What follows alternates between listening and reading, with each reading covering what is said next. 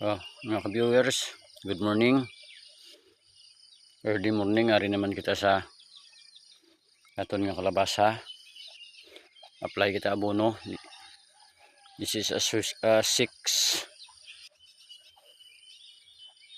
application drenching method plus side drenching method.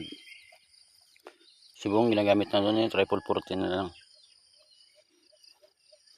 Ari ang akong pala ang purpose ini para nga may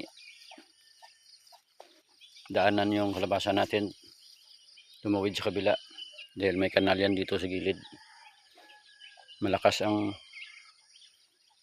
tubig dito mula doon sa taas, kaya kung gagapang sa dyan sa kanal, madalasan ng tubig, masayang yung bunga. Yan, 42 days old na to ang kalabasa ko. Nag-umpisa na siya pamulaklak. Ito, magtatanim kami ngayon ng palay native. Okay.